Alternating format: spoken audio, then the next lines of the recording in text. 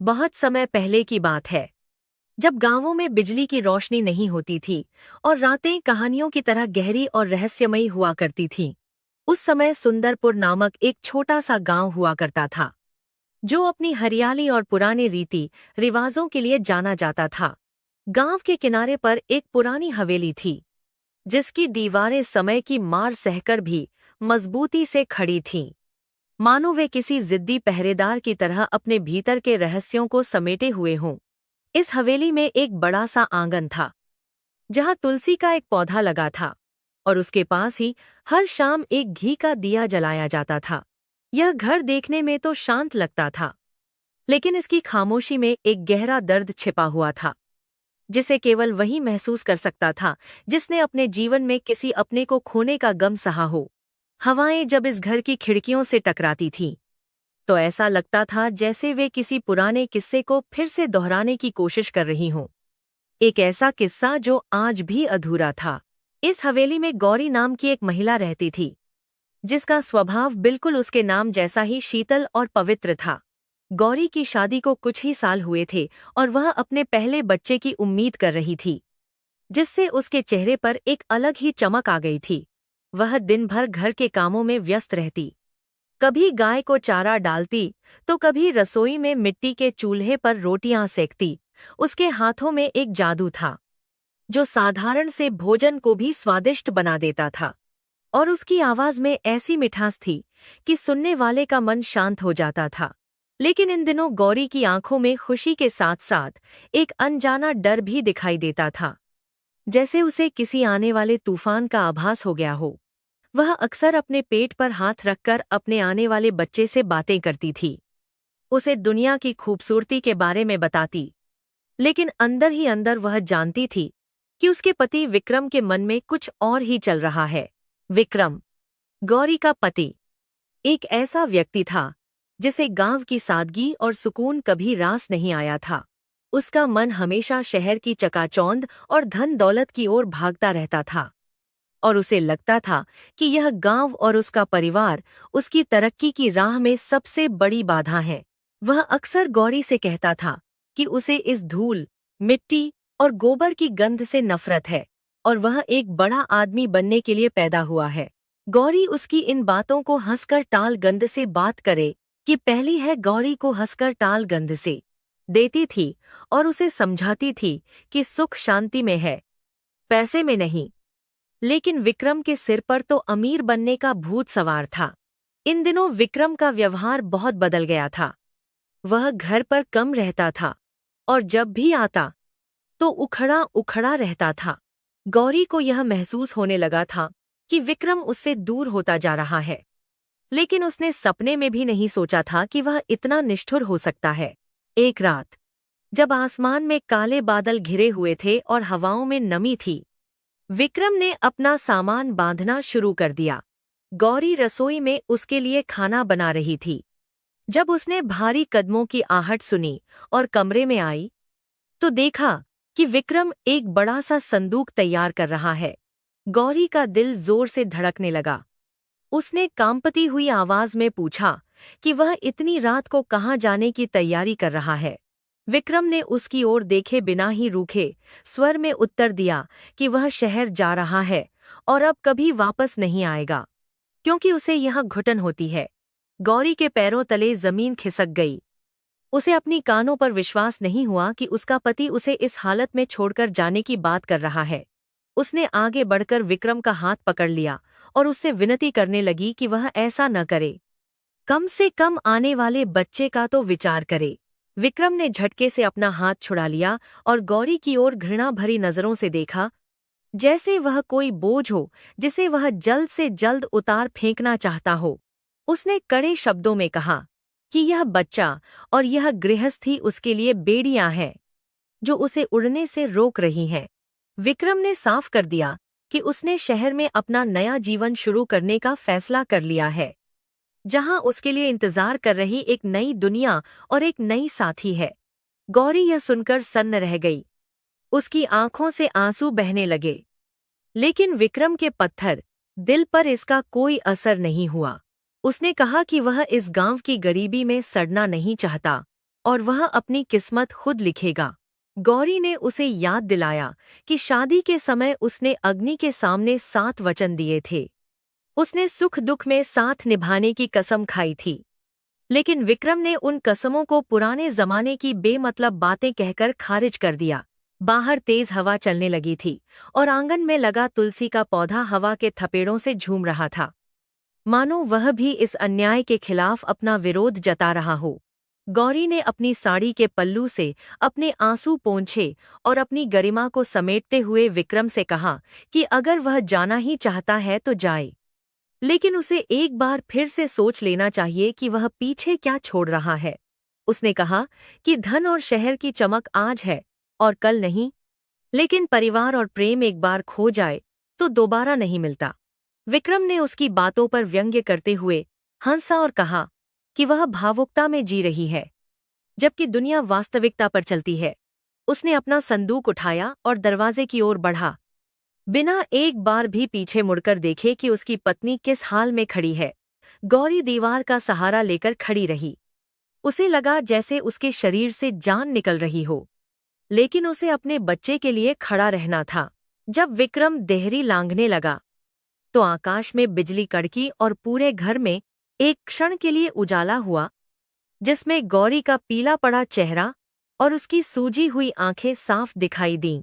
गौरी ने आखिरी बार कोशिश की और दबी हुई आवाज में पुकारा, सुनिए, आप जिस बच्चे को छोड़कर जा रहे हैं वह आपका अंश है। क्या आपको जरा भी दया नहीं आती? विक्रम रुका, लेकिन मुड़ा नहीं। उसने सिर्फ इतना कहा कि वह उस बच्चे को अपनी जिम्मेदारी नहीं मानता और अब से गौरी को अपनी और उस बच्चे की देखभाल खुद करनी होगी। यह शब्द किसी नुकीले तीर की तरह गौरी के दिल में चुभ गए। वह समझ गई कि अब विनती करने का कोई फायदा नहीं है, क्योंकि सामने खड़ा व्यक्ति उसका पति नहीं, बल्कि स्वार्थ का पुतला है। उसने अपनी मुट्ठियां भींच लीं और चुपचाप उसे जाते हुए देखती रही। विक्रम अंधेरे में गायब हो गया। उसके कदमों की आवाज धीरे धीरे धीमी होती गई और अंत में केवल झींगुरों की आवाज और हवा की साए साए रह गई। गौरी वहीं दरवाजे पर बैठी रही। उसकी नजरें उस रास्ते पर जमी थीं जहां से उसका पति ओझल हुआ था। उसे विश्वास नहीं हो रहा था कि उसका संसार इतनी जल्दी उजड़ सकता है। वह सोच रही थी कि कल सुबह जब गांव वाले पूछेंगे कि विक्रम कहाँ गया, तो वह क्या जवाब देगी। क्या वह कहेगी कि उसका पति उसे गर्भवती हालत में छोड़ गया? समाज के ताने और अकेलेपन का डर उसे डसने लगा। लेकिन तभी उसके पेट में बच्चे ने हलचल की, जिससे उसे एक नई ताकत का एहसास हुआ। उसने अपने आंसू पोंछे और खुद से वादा किया कि वह कमजोर नहीं पड़ेगी, चाहे उसे कितनी भी कठिनाइयों का सामना क्यों न करना पड़े। रात गहरी होती गई और गांव के बाकी सभी घरों में लोग चैन की नींद सो रहे थे, बेखबर कि एक घर में कितना बड़ा तूफान आ चुका है। गौरी उठी और उसने मुख्य द्वार की सांकल चढ़ा दी, जैसे उसने आज अपने जीवन के एक अध्याय को बंद कर दिया हो। वह वापस आंगन में आई जहां तुलसी के पास रखा दिया हवा से बुझने ही वाला था। उसने अपनी हथेलियों की ओट बनाकर उस दिए को बुझने से बचाया।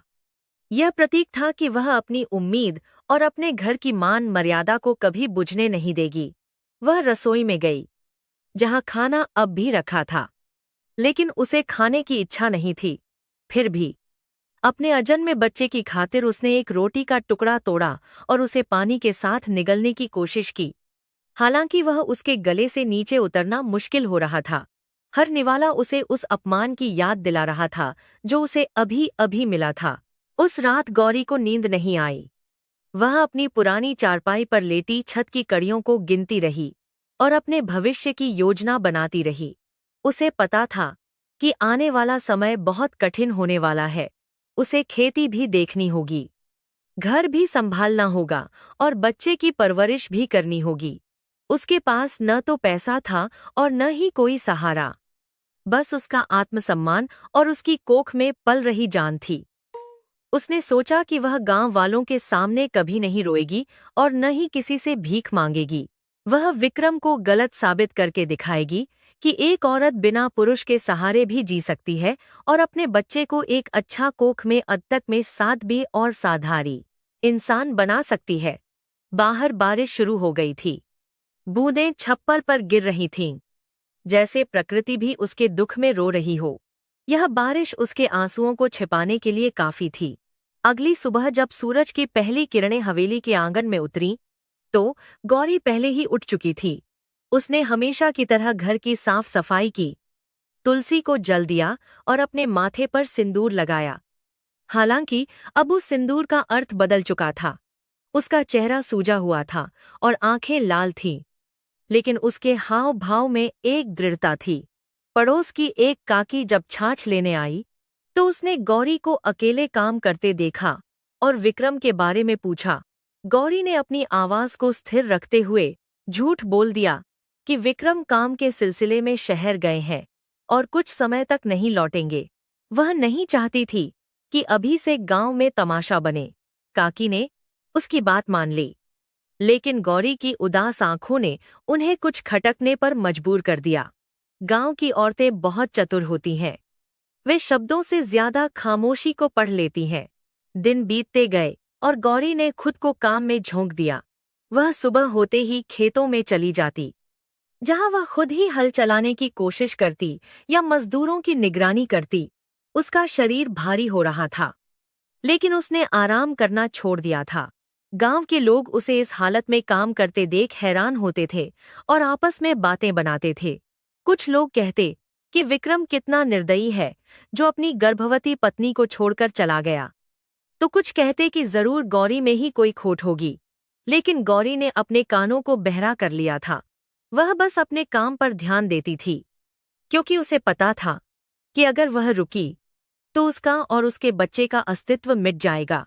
यह घर, यह जमीन, सब कुछ उसे बचाना था। उस आदमी के लिए नहीं जो उसे छोड़ गया, बल्कि उस बच्चे के लिए जो आने वाला था। समय के साथ गौरी की मुश्किलें बढ़ने लगीं। घर में रखा अनाज खत्म होने लगा था और पैसे भी नहीं बचे थे। विक्रम ने जाते समय जो थोड़ा बहुत पैसा था, वह भी अपने साथ ले गया था। गौरी को अब अपनी छोटी छोटी जरूरतों के लिए भी सोचना पड़ता था। उसने अपनी शादी के कुछ गहने बेचने का सोचा, लेकिन फिर रुक गई, क्योंकि वे उसकी मां की निशानी थे और वह उन्हें अपने बच्चे के भविष्य के लिए बचाकर रखना चाहती थी। उसने घर के पिछवाड़े में सब्जी उगानी शुरू की और गाय का दूध बेचकर कुछ पैसे कमाने लगी। यह काम उसके लिए नया और थका देने वाला था, लेकिन उसने हार नहीं मानी। हर रात जब वह थककर चूर हो जाती, तो अपने पेट पर हाथ फेरती और महसूस करती कि उसका बच्चा उसके संघर्ष को समझ रहा है। इसी बीच मौसम बदलने लगा और गर्मियां आ गईं। लू के थपेड़ों ने खेतों को झुलसा दिया और कुएं का पानी नीचे चला गया। गौरी के लिए पानी खींचना एक बड़ी चुनौती बन गई। एक दिन जब वह कुएं से पानी खींच रही थी, तो उसे चक्कर आ गया और वह गिरते गिरते बची। पास ही खड़े एक बुजुर्ग काका रामदीन ने उसे सहारा दिया और उसे डांटते हुए कहा कि उसे इस हालत में इतना भारी काम नहीं करना चाहिए। काका रामदीन गांव के सम्मानित बुजुर्ग थे और गौरी को अपनी बेटी की तरह मानते थे। उन्होंने गौरी की आंखों में छिपी पीड़ा को पहचान लिया था। उन्होंने उससे सीधे पूछा कि विक्रम कब वापस आएगा। गौरी की आंखों से आंसू छलक पड़े और वह अपनी सच्चाई छिपा नहीं पाई। उसने रोते हुए काका को सब कुछ बता दिया कि कैसे विक्रम उसे हमेशा के लिए छोड़कर चला गया है। काका रामदीन ने एक गहरी सांस ली और अपनी लाठी को जमीन पर टिकाते हुए कहा कि भगवान के घर देर है, अंधेर नहीं। उन्होंने गौरी के सिर पर हाथ रखा और कहा कि उसे चिंता करने की जरूरत नहीं है। वह और पूरा गांव जो अच्छे लोग हैं उसके साथ हैं। काका ने उसे समझाया कि जो चला गया उसके लिए रोना बेकार है। अब उसे उस नन्ही जान के लिए जीना है जो दुनिया में आने वाली है। उस दिन गौरी को लगा कि वह अकेली नहीं है। काका के शब्दों ने उसे नई हिम्मत दी। हालांकि काका ने यह भी चेतावनी दी कि गांव में कुछ लोग ऐसे भी हैं जो अकेली औरत को देखकर गिद्ध की तरह मंडराने लगते हैं, इसलिए उसे बहुत सावधान रहना होगा। गौरी ने उनकी बात को गांठ बांध लिया।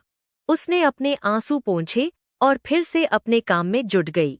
धीरे धीरे गांव में यह खबर फैल गई कि विक्रम अपनी गर्भवती पत्नी को छोड़कर भाग गया है। जैसा कि अक्सर होता है, लोगों की प्रतिक्रियाएं अलग अलग थीं। कुछ महिलाओं ने गौरी के प्रति सहानुभूति दिखाई और उसकी मदद करने लगीं। कभी कोई उसके लिए खाना भेज देती तो कभी कोई उसका काम कर देती। लेकिन पुरुषों के बीच कानाफूसी शुरू हो गई। कुछ दुष्ट प्रवृत्ति के लोग यह सोचने लगे कि अब गौरी अकेली और बेसहारा है, तो शायद वे उसकी मजबूरी का फायदा उठा सकते हैं या उसकी जमीन हड़प सकते हैं। गौरी ने इन बदलती हुई नजरों को महसूस किया और उसने अपना व्यवहार और भी सख्त कर लिया।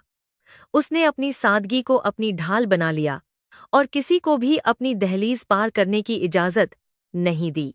वह एक शेरनी की तरह अपने घर और अपने बच्चे की रक्षा करने लगी।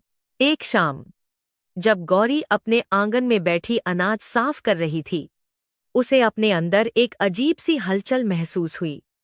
उसे लगा कि अब समय निकट आ गया है। उसने अपनी पड़ोसन काकी को आवाज दी। वह रात बहुत लंबी और दर्दनाक थी। बाहर झमाझम बारिश हो रही थी, जैसे प्रकृति फिर से उसके जीवन के एक बड़े बदलाव की गवाह बन रही हो। उस तूफानी रात में दिए की टिमटिमाती रोशनी के बीच गौरी ने एक सुंदर और स्वस्थ बेटे को जन्म दिया। जब उसने पहली बार अपने बेटे की रोने की आवाज सुनी, तो उसका सारा दर्द, सारा अकेलापन और विक्रम द्वारा दिया गया सारा अपमान एक पल में गायब हो गया। उसने अपने बेटे को सीने से लगाया और उसकी नन्ही उंगलियों को चूमा।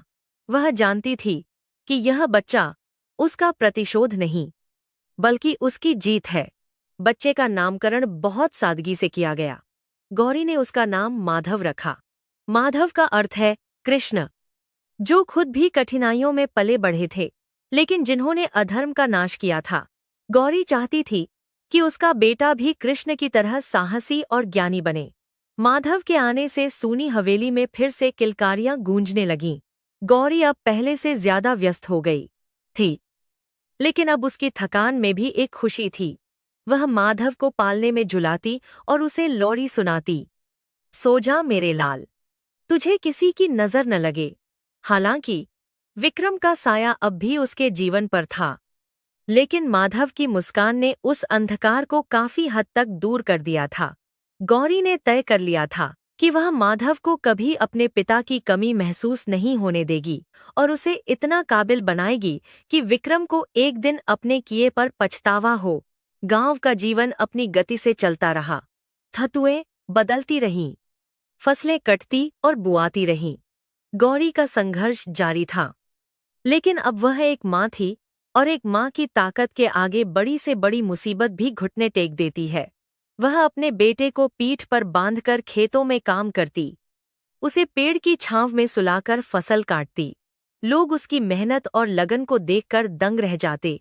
जो लोग पहले उसका मजाक उड़ाते थे या उस पर दया करते थे, अब वे उसका सम्मान करने लगे थे।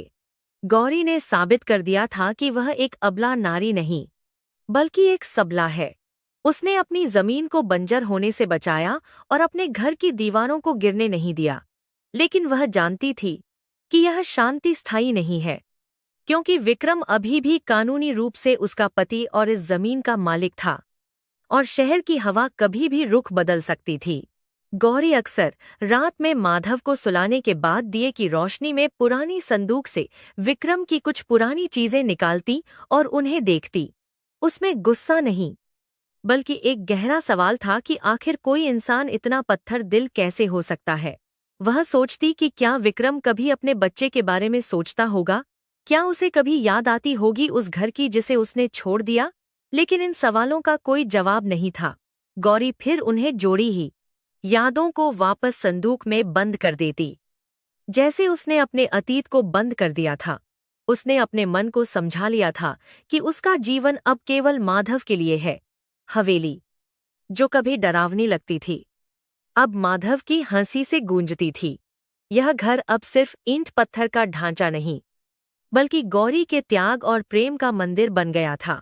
और इस तरह गौरी ने अपने जीवन के सबसे कठिन अध्याय को पार किया। उसने अकेलेपन के अंधेरे में भी उम्मीद का दिया जलाए रखा। गांव की हवाओं में अब गौरी की हिम्मत की कहानियां बहने लगी थीं। लेकिन कहानी अभी खत्म नहीं हुई थी। यह तो बस एक शुरुआत थी। नियति ने अभी और भी कई इम्तिहान गौरी के लिए लिख रखे थे। विक्रम, जो शहर की रंगीन दुनिया में खो गया था, उसे अभी तक यह आभास नहीं था कि उसने पीछे क्या छोड़ा है।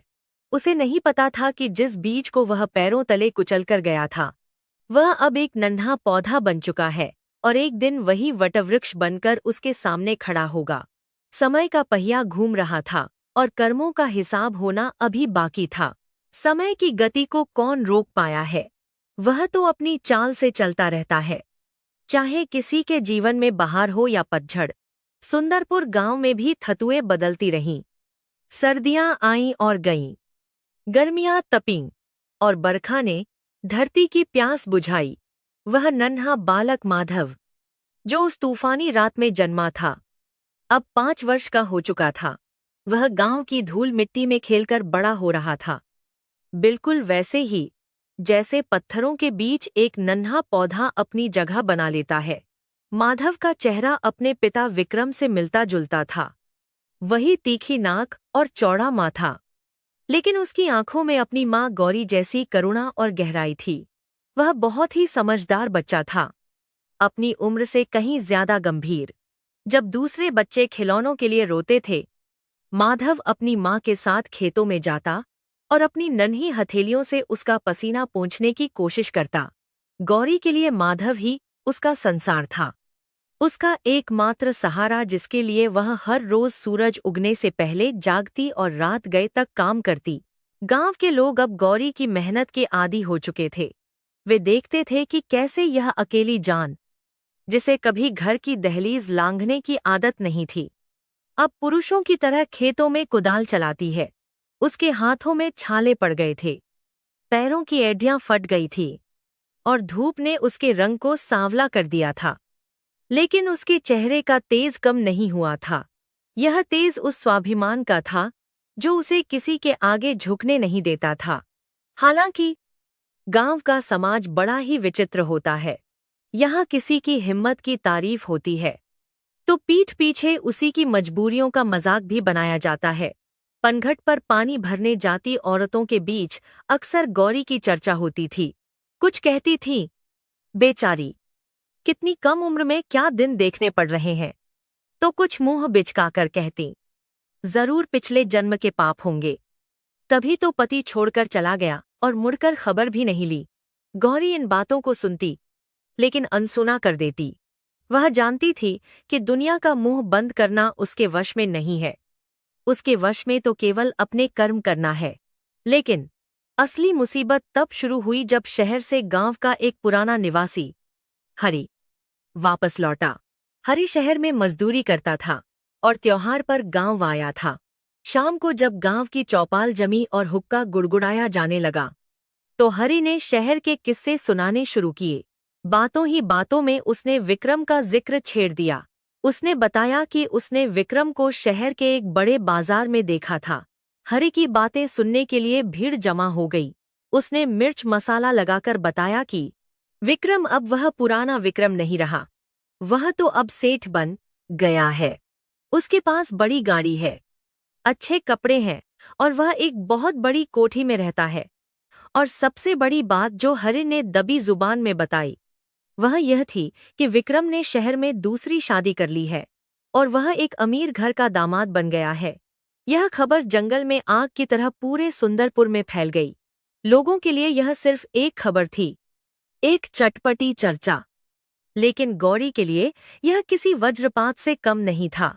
यह खबर जब गौरी के कानों तक पहुंची, तो वह घर के पिछवाड़े में गाय को सानी दे रही थी।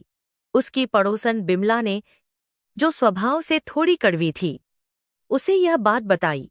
बिमला ने सहानुभूति का नाटक करते हुए कहा, अरे गौरी, तू यह दिन रात खट रही है और तेरा वो निर्मोही पति वहां शहर में मजे कर रहा है। सुना है उसने दूसरी घरवाली भी रख ली है। अब तेरा और इस बच्चे का क्या होगा? गौरी के हाथ वहीं थम गए। जिस बाल्टी को उसने पकड़ा था, वह उसके हाथ से छूट गई और सारा पानी उसके पैरों पर गिर गया।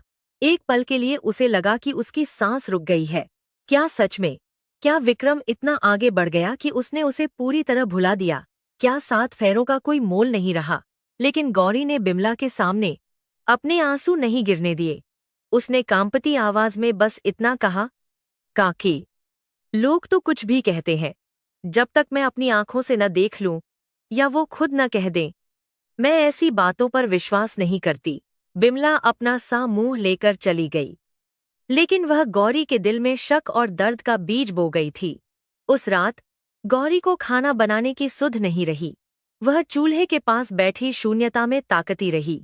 माधव, जो पास ही अपनी स्लेट पर कुछ लिख रहा था, माँ को इस तरह बैठा देख सहम गया। उसने अपनी माँ के कंधे पर हाथ रखा और पूछा, मान, क्या हुआ? आज रोटी नहीं मिलेगी बेटे की मासूम आवाज ने गौरी को वर्तमान में खींच लिया। उसने तुरंत अपने आंसू पोंछे, माधव को गले लगाया और झूठ बोला कि उसकी आंखों में धुआं लग गया था। उसने जल्दी जल्दी रोटियां बनाई और माधव को खिलाया, लेकिन खुद एक निवाला भी नहीं खा पाई। उसे ऐसा लग रहा था जैसे किसी ने उसका गला घोंट दिया हो। विक्रम ने दूसरी शादी कर ली। यह विचार उसे अंदर ही अंदर दीमक की तरह खाए जा रहा था।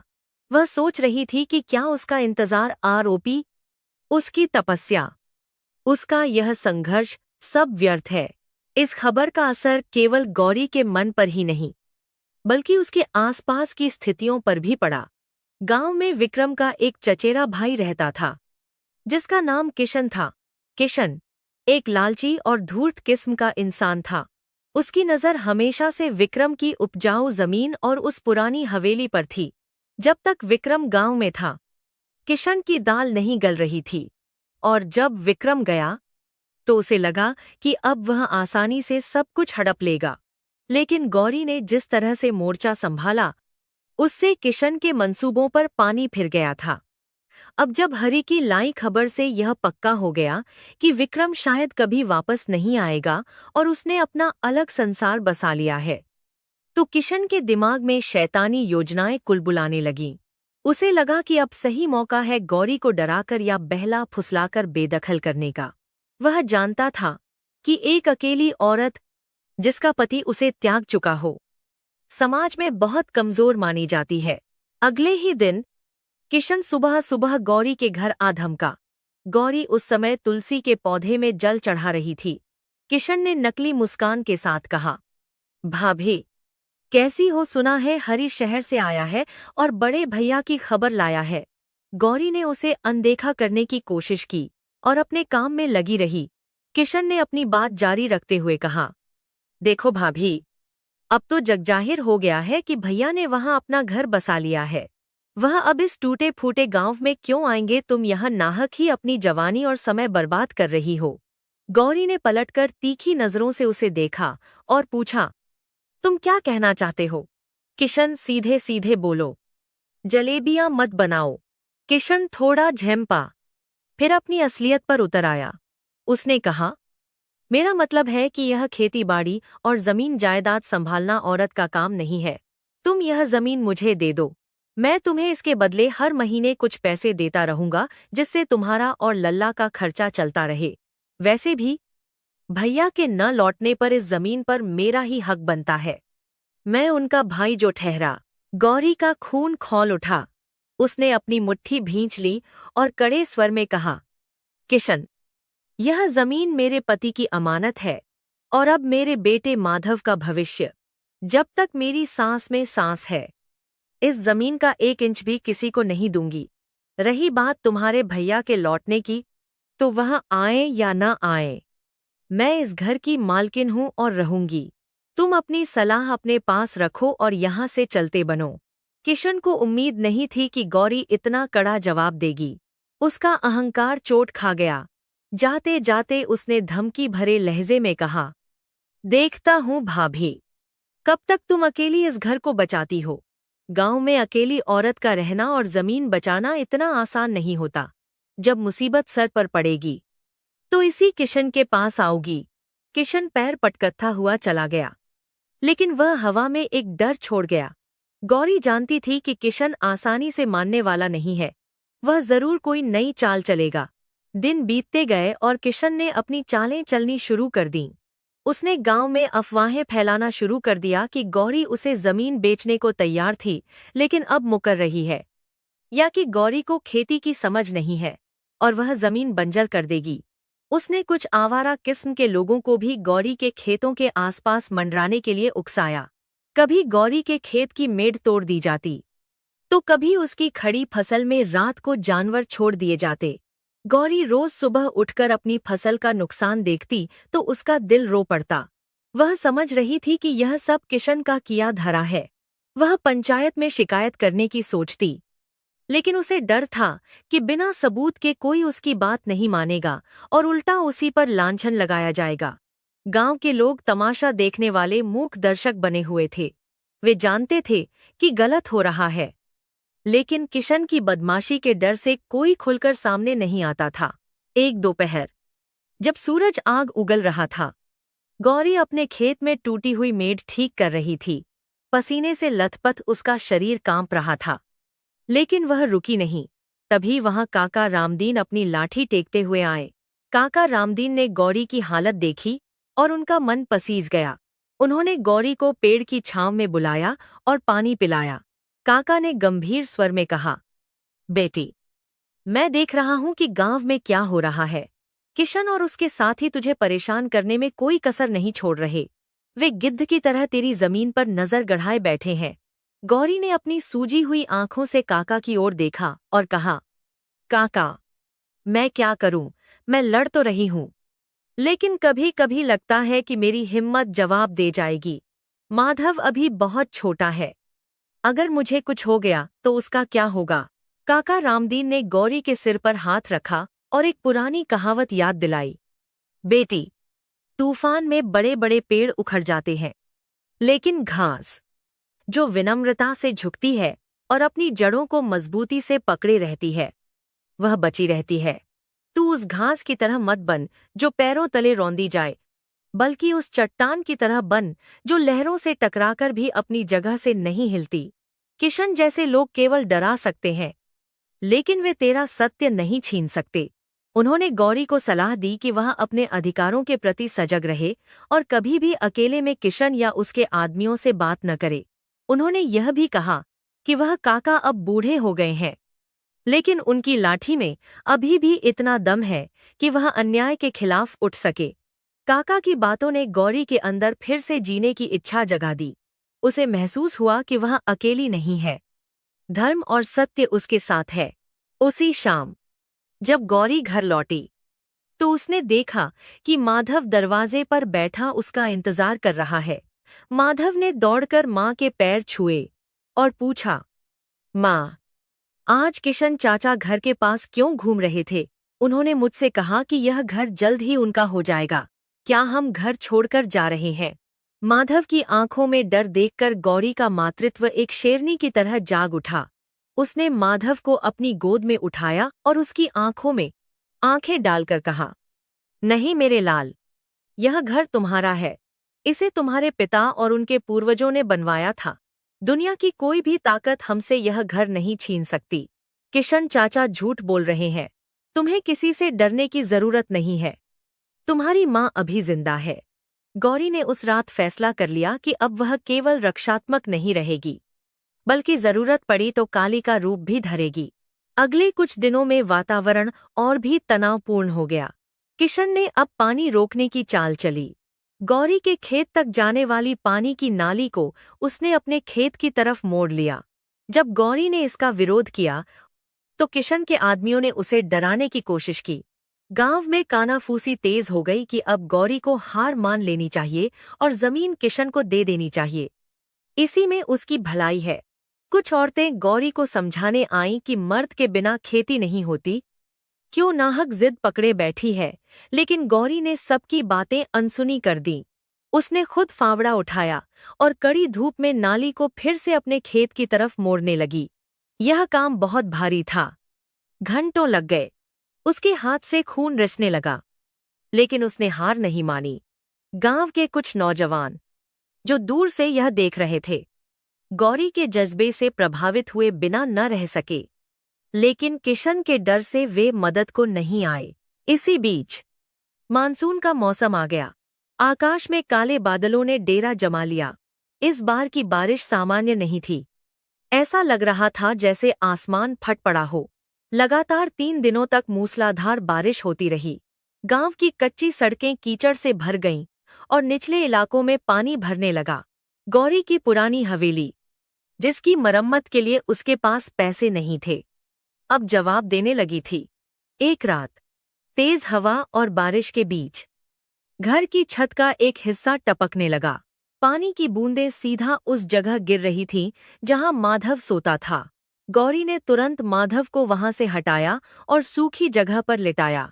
उसने घर के हर बर्तन को पानी इकट्ठा करने के लिए लगा दिया। टप टप की आवाज और बाहर बादलों की गर्जना मिलकर एक डरावना संगीत बना रही थी। गौरी पूरी रात जागती रही, कभी छत की तरफ देखती तो कभी अपने बेटे की तरफ। उसे डर था कि कहीं पुरानी छत गिर न जाए। यह रात गौरी के लिए एक परीक्षा थी। प्रकृति, समाज और भाग्य, तीनों जैसे उसकी परीक्षा ले रहे थे। बिजली कड़की और खिड़की से आती रोशनी में उसने देखा कि आंगन में पानी भर गया है और तुलसी का पौधा डूबने की कगार पर है। गौरी ने अपनी साड़ी ऊपर की और मूसलाधार बारिश में बाहर भागी। उसने मिट्टी खोदकर पानी निकलने में भारत करते हैं का रास्ता बनाया ताकि तुलसी बच सके। भीगते हुए, कांपते हुए उसने आसमान की तरफ देखा और चिल्लाई, हे ईश्वर, और कितनी परीक्षा लेगा? मैंने ऐसा क्या पाप किया है? अगर तूने मुझे दुख दिए हैं तो सहने की शक्ति भी दे। मैं टूटूंगी नहीं, मैं बिखरूंगी नहीं। उसके चेहरे पर बारिश का पानी और आंखों के आंसू एक हो गए थे। अगली सुबह जब बारिश थोड़ी थमी तो नजारा भयावह था। गांव में कई जगह पानी भर गया था। गौरी के घर की एक दीवार में दरार आ गई थी, लेकिन इससे भी बुरी खबर बाहर उसका इंतजार कर रही थी। किशन अपने कुछ साथियों के साथ आया और उसने गौरी के घर के बाहर शोर मचाना शुरू कर दिया। उसने गांव में देशकर के बाहर उसने गौरी के साथ ही के दीवार कर रही थी वालों को इकट्ठा किया और कहा, देखो भाइयों, यह हवेली अब रहने लायक नहीं है। यह कभी भी गिर सकती है और इस औरत और बच्चे की जान को खतरा है। मैं इनका रिश्तेदार हूँ। मैं नहीं चाहता कि कोई अनहोनी हो, इसलिए पंचायत को फैसला करना चाहिए कि गौरी को यह घर खाली कर देना चाहिए और जमीन मुझे सौंप देनी चाहिए ताकि मैं उसकी देखभाल कर सकूं। किशन की आवाज में बनावटी चिंता थी, लेकिन उसकी आंखों में लालच साफ दिख रहा था। वह इस प्राकृतिक आपदा को अपने फायदे के लिए इस्तेमाल करना चाहता था। गौरी ने जब यह सुना तो वह समझ गई कि यह उसकी जिंदगी की सबसे बड़ी लड़ाई होने वाली है। वह अपने गीले कपड़ों में ही बाहर निकली। उसके बाल खुले थे और आंखों में अंगारे धधक रहे थे। उसने भीड़ को चीरते हुए किशन के सामने कदम रखा। उसकी आवाज में कंपन नहीं था, बल्कि एक अजीब सी ठहराव था। उसने कहा, किशन, मेरी और मेरे बच्चे की चिंता करने का नाटक बंद करो। तुम्हें मेरी जान की नहीं, इस जमीन की पड़ी है। यह दीवार टूटी है, मेरा हौसला नहीं। मैं इसी घर में रहूंगी और इसे ठीक करूंगी। अगर किसी ने मेरे घर में घुसने की कोशिश की तो उसे मुझसे गुजरना होगा। गौरी का यह रूप देखकर भीड़ सन्न रह गई। उन्होंने कभी इस शांत और सुशील बहू को इतना आक्रामक नहीं देखा था। काका रामदीन भी भीड़ में मौजूद थे। उन्होंने आगे बढ़कर कहा, किशन, गौरी सही कह रही है। मुसीबत के समय परिवार की मदद की जाती है, उन्हें बेघर नहीं किया जाता। अगर तू सच में उसका भला चाहता है तो उसकी दीवार ठीक करवा, उसे निकालने की बात मत कर। किशन ने काका को घूर कर देखा, लेकिन बुजुर्ग का सम्मान करते हुए चुप रहा। फिर भी उसने जाते जाते कहा, ठीक है, अगर यह खुद अपनी कब्र खोदना चाहती है तो खोदे, लेकिन याद रखना, अगर यह हवेली गिरी तो जिम्मेदार मैं नहीं हूंगा। किशन चला गया, लेकिन वह माहौल में एक अनिश्चितता छोड़ गया। गांव वाले धीरे धीरे छंट गए, लेकिन सब यही बातें कर रहे थे कि गौरी कब तक टिक पाएगी। उस शाम गौरी ने माधव को गोद में बिठाया और उसे रामायण की कहानी सुनाई। उस भाग की जहां सीता माता ने वनवास के दौरान अपने बच्चों को अकेले पाला था। वह माधव को तैयार कर रही थी। केवल जीवन के लिए नहीं, बल्कि उस युद्ध के लिए जो उनके दरवाजे पर दस्तक दे रहा था। माधव ने अपनी माँ के गाल को चूमा और कहा, माँ, जब मैं बड़ा हो जाऊंगा तो मैं एक बहुत बड़ा घर बनाऊंगा, जहां पानी नहीं टपकेगा और जहां कोई किशन चाचा हमें परेशान नहीं करेगा। गौरी ने उसे सीने से लगा लिया। वह जानती थी कि विक्रम अब कभी नहीं आएगा। वह खबर सच थी। अब उसे किसी झूठी उम्मीद के सहारे नहीं जीना था। यह कड़वा सच अब उसकी ताकत बन गया था। उसने अपने मन में ठान लिया कि वह विक्रम को दिखाएगी कि जिस औरत को वह कमजोर समझकर छोड़ गया था, वह अपने दम पर क्या कर सकती है। रात गहरी हो गई थी। दूर कहीं कुत्तों के भौंकने की आवाज आ रही थी। गौरी ने दिए की लौ को थोड़ा कम कर दिया ताकि तेल बच सके। वह अपनी फटी हुई साड़ी को सुई धागे से सीने लगी। हर टांका उसके संकल्प को और मजबूत कर रहा था। बाहर हवा फिर से तेज हो गई थी, जो संकेत दे रही थी कि तूफान अभी खत्म नहीं हुआ है। लेकिन गौरी के अंदर का तूफान अब शांत हो गया था और उसने एक दृढ़ निश्चय का रूप ले लिया था। उसे नहीं पता था कि भविष्य के गर्भ में क्या छिपा है, लेकिन वह तैयार थी। उसे नहीं पता था कि शहर की रोशनी में अंधा हो चुका विक्रम एक दिन इसी अंधेरे में वापस लौटने को मजबूर होगा। नियति अपने पत्ते धीरे धीरे खोल रही थी और खेल अभी बाकी था। समय का चक्र अपनी धुरी पर घूमता रहा और सुंदरपुर गांव के माथे पर थुतुओं ने कई लकीरें खींच दीं। वह नन्हा माधव, जो कभी अपनी माँ की उंगली पकड़कर चलता था, अब एक बांका नौजवान बन चुका था। 20 साल का समय कम नहीं होता। इसने एक छोटे से पौधे को एक मजबूत वटवृक्ष में बदल दिया था। माधव अब गांव का सबसे मेहनती और संस्कारी युवक माना जाता था। उसका कद लंबा, बाहें गठी हुई और चेहरे पर सूरज की तरह तेज था। वह बिल्कुल अपने पिता विक्रम जैसा दिखता था, लेकिन उसके स्वभाव में अपनी माँ गौरी की शीतलता और धैर्य समाया हुआ था। माधव ने अपनी माँ के संघर्ष को देखा था। उसने देखा था कि कैसे एक एक पाई जोड़कर और खून पसीना एक करके गौरी ने उस पुरानी हवेली और खेतों को बचाया था। इसीलिए माधव के लिए उसकी माँ किसी देवी से कम नहीं थी और वह उनकी आज्ञा को पत्थर की लकीर मानता था। गांव में भी अब काफी बदलाव आ चुके थे।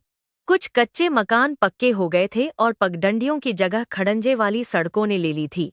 लेकिन गौरी की हवेली आज भी वैसी ही थी, पुरानी, भव्य, लेकिन थोड़ी जीर्ण शीर्ण। गौरी के बालों में अब चांदी चमकने लगी थी और उसके चेहरे पर झुर्रियां पड़ गई थीं, जो उसके कठिन जीवन की गवाही देती थीं। फिर भी उसकी आंखों की चमक फीकी नहीं पड़ी थी। वह अब खेतों में कम जाती थी, क्योंकि माधव ने सारी जिम्मेदारी अपने कंधों पर ले ली थी।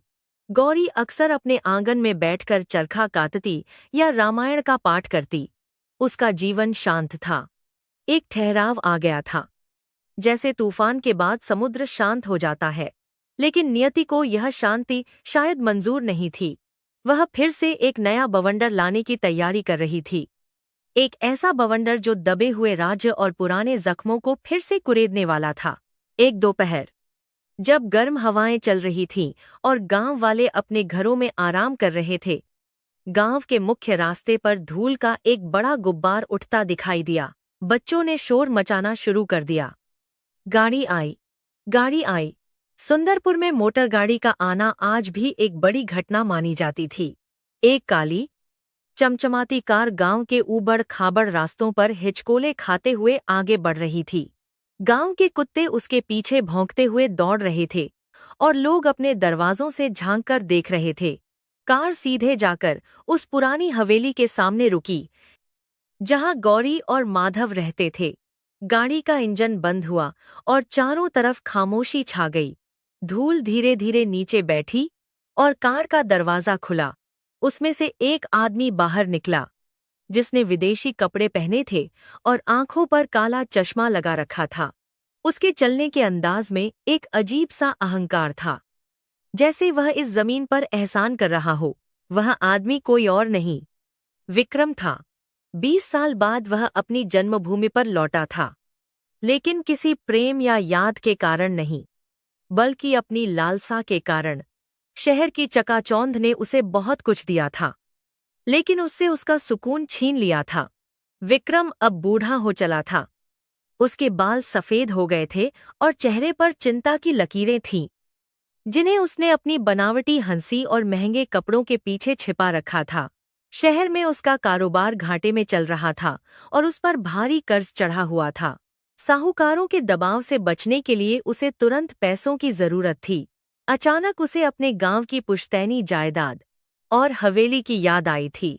उसने सोचा था कि वह यहाँ आकर जमीन बेचेगा और अपने कर्ज से मुक्त हो जाएगा। उसे इस बात का जरा भी अंदाजा नहीं था कि जिस घर को वह बेचने आया है उसमें उसका अपना परिवार रहता है। विक्रम ने हवेली की ओर देखा और नाक भौं सिकोड़ी। उसे वह घर एक खंडहर जैसा लगा। उसने मन ही मन सोचा, इतनी बेकार जगह के लिए मैं इतनी दूर आया। खैर, जमीन की कीमत तो मिल ही जाएगी। वह बिना किसी हिचकिचाहट के लोहे का गेट खोलकर अंदर दाखिल हुआ। आंगन में माधव गाय को चारा डाल रहा था। एक अजनबी को इस तरह बिना अनुमति के घर में घुसते देख माधव सतर्क हो गया। वह सीधा खड़ा हुआ और अपनी गंभीर आवाज में पूछा, आप कौन हैं और किससे मिलना चाहते हैं? यह किसी का निजी घर है। आप इस तरह अंदर नहीं आ सकते। विक्रम ने अपना काला चश्मा उतारा और माधव को ऊपर से नीचे तक देखा। उसे एक पल के लिए लगा कि वह आईने में अपनी ही जवानी देख रहा है, लेकिन उसका अहंकार इतना बड़ा था कि उसने इस समानता पर ध्यान नहीं दिया। विक्रम ने जेब से एक सिगरेट निकाली, उसे जलाया और धुएं का छल्ला बनाते हुए हंसा। उसने कहा, लड़के, तुम मुझसे पूछ रहे हो कि मैं कौन हूं? मैं इस जमीन का, इस घर का मालिक हूं। तुम शायद यहाँ के रखवाले या नौकर होगे। जाओ, जो भी यहाँ रहता है उसे बुलाओ और कहो कि शहर से विक्रम बाबू आए हैं। माधव को उस आदमी का लहजा बिल्कुल पसंद नहीं आया। उसने अपनी मुट्ठियां भींच लीं। उसने संयम रखते हुए कहा, माफ कीजिए, लेकिन इस घर की मालकिन मेरी माँ है और हम यहाँ किसी की दया पर नहीं रहते। यह हमारा घर है। आप बाहर जाकर बात करें। विक्रम का चेहरा गुस्से से लाल हो गया। शहर में लोग उसके सामने झुकते थे और यहाँ गांव का एक साधारण लड़का उसे हुक्म दे रहा था।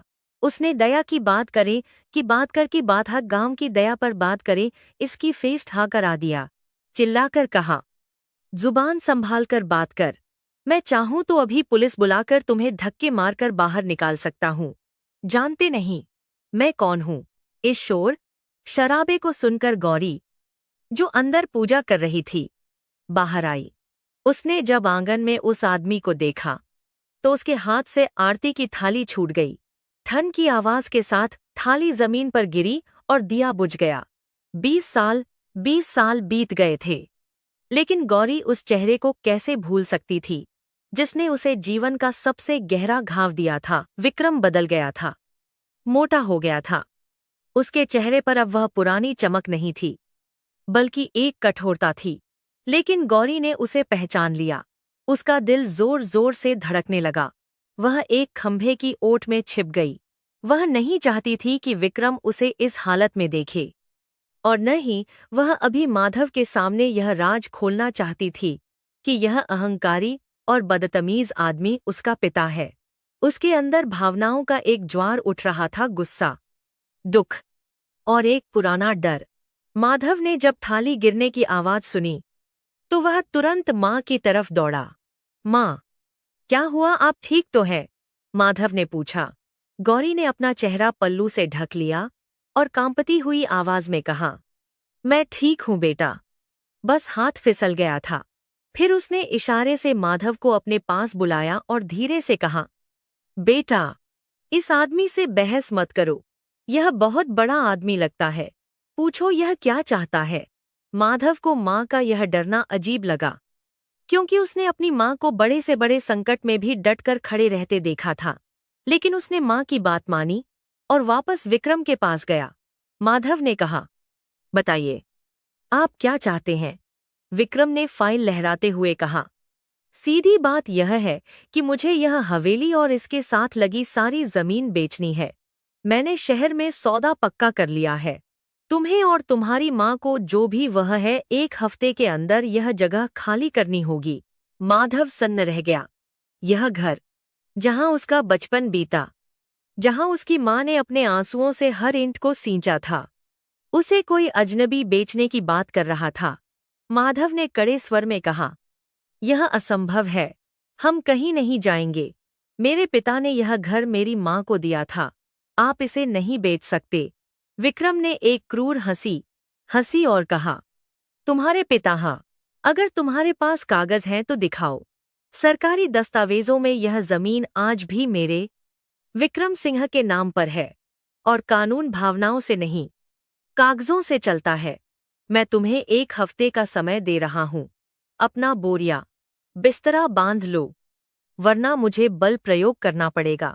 विक्रम के शब्दों में इतनी कड़वाहट थी कि हवा भी जहरीली लगने लगी।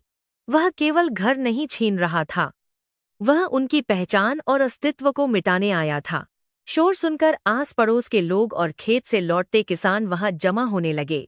काका रामदीन, जो अब बहुत बूढ़े हो चुके थे और चलने फिरने में लाचार थे, अपने पोते के सहारे वहां पहुंचे। उन्होंने अपनी धुंधली आंखों से विक्रम को पहचाना। रामदीन काका का शरीर कांपने लगा, लेकिन उन्होंने हिम्मत जुटाकर कहा, विक्रम, क्या तू सच में विक्रम है? इतने सालों बाद लौटा, और वो भी घर उजाड़ने के लिए। तुझे शर्म नहीं आती? जिस पत्नी को तू गर्भवती छोड़कर गया था, आज उसी को बेघर करने आया है। काका की बात सुनकर भीड़ में सन्नाटा छा गया। माधव ने चौंका हुआ काका की ओर देखा, फिर विक्रम की ओर, और अंत में घर के दरवाजे पर खड़ी अपनी माँ की ओर। उसके दिमाग में बिजली सी कौंधी। क्या यह वही आदमी है? क्या यह मेरा पिता है? विक्रम काका की बात सुनकर थोड़ा झिझका, लेकिन उसने तुरंत अपने हाव भाव संभाल लिए। उसने कहा, देखो बूढ़े, पुरानी बातें मत उखाड़ो। मेरा उस औरत से अब कोई रिश्ता नहीं है। मैंने अपनी जिंदगी अलग बना ली है। यह संपत्ति मेरी है और मुझे पैसों की जरूरत है। मैं इसे बेचकर ही रहूंगा। और यह लड़का, यह कौन है? मुझे नहीं पता, न ही मुझे जानने में कोई दिलचस्पी है। विक्रम ने जानबूझकर माधव को पहचानने से इनकार कर दिया। हालांकि उसके मन के किसी कोने में एक संदेह ने जन्म ले लिया था, लेकिन उसका स्वार्थ और उसका अहंकार उसकी मानवीयता पर हावी था। उसने भीड़ की तरफ देखकर कहा, तुम सब गवाह रहना। मैंने इन्हें समय दिया है। अगर ये नहीं माने तो अंजाम बुरा होगा। माधव का खून खौल रहा था। जिस पिता के बारे में वह बचपन में सोचता था कि वह शायद किसी मजबूरी में नहीं आ पाया होगा, वह आज सामने खड़ा था और इतना नीच निकला। माधव आगे बढ़ा और विक्रम की आंखों में आंखें डालकर बोला, सेठ जी, आप कागज के मालिक होंगे, लेकिन इस घर की रूह मेरी माँ है। आपने 20 साल पहले जो पाप किया था, उसका हिसाब भगवान लेगा। लेकिन आज, इस पल, मैं आपको चेतावनी देता हूं।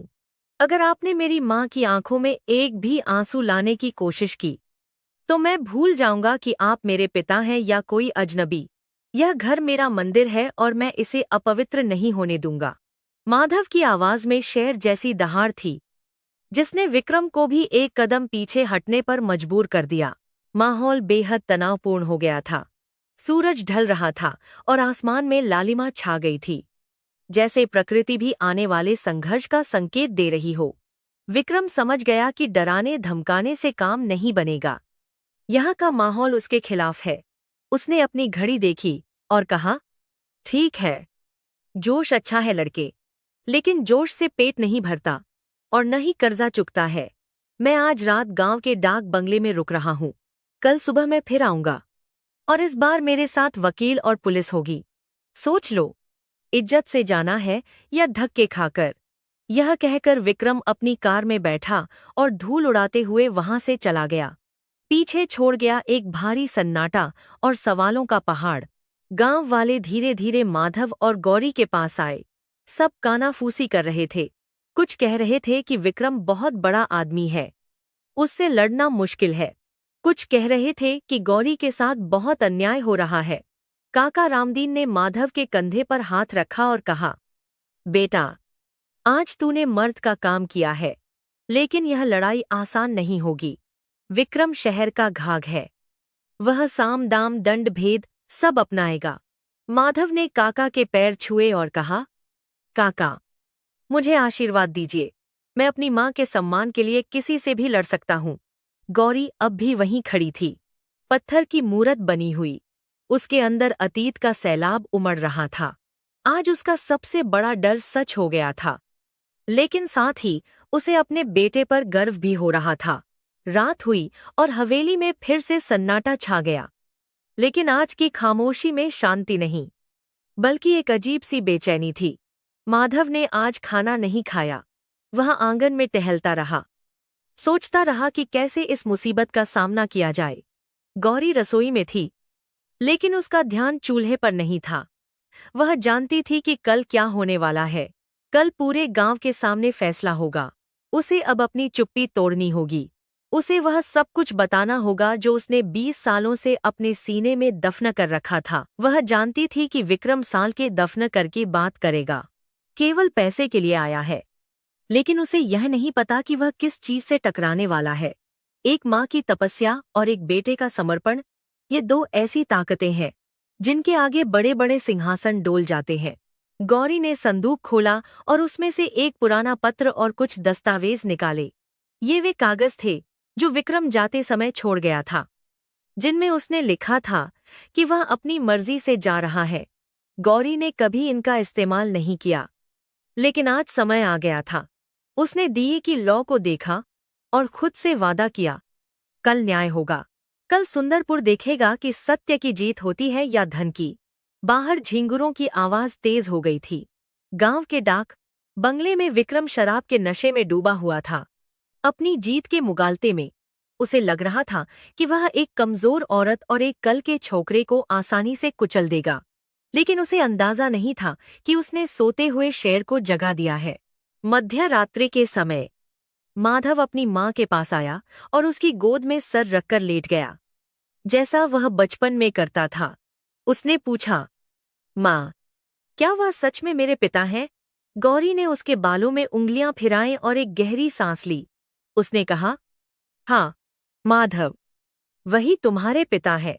लेकिन पिता होना केवल खून का रिश्ता नहीं होता। बेटा, पिता वह होता है जो साया बनकर खड़ा रहे। उन्होंने रिश्ता तोड़ दिया था, लेकिन हमने अपना धर्म निभाया। कल तुम्हें कमजोर नहीं पड़ना है।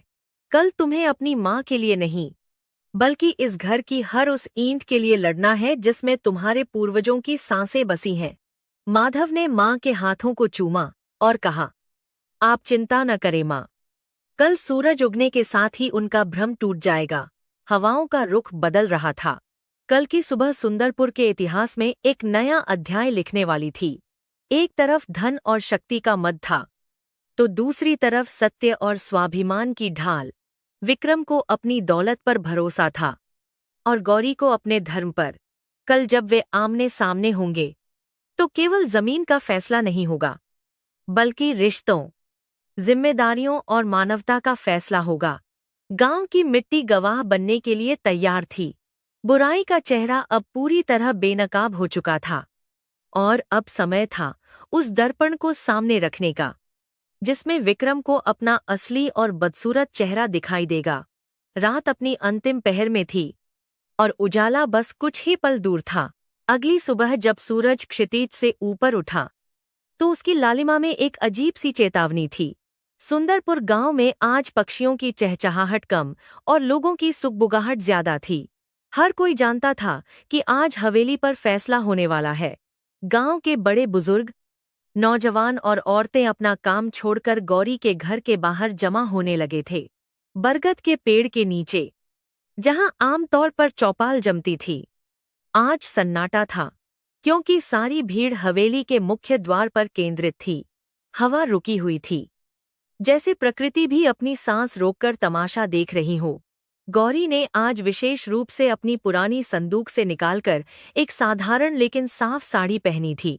उसने माथे पर बड़ा सा तिलक लगाया था, जो उसके संकल्प का प्रतीक था। माधव गेट पर एक प्रहरी की तरह खड़ा था। उसकी भुजाएं तनी हुई थीं और आंखों में एक ऐसी आग थी जिसे बुझाना आसान नहीं था। तभी दूर से गाड़ियों के आने की आवाज सुनाई दी। धूल का गुबार उड़ाते हुए 2 गाड़ियां गांव में दाखिल हुईं।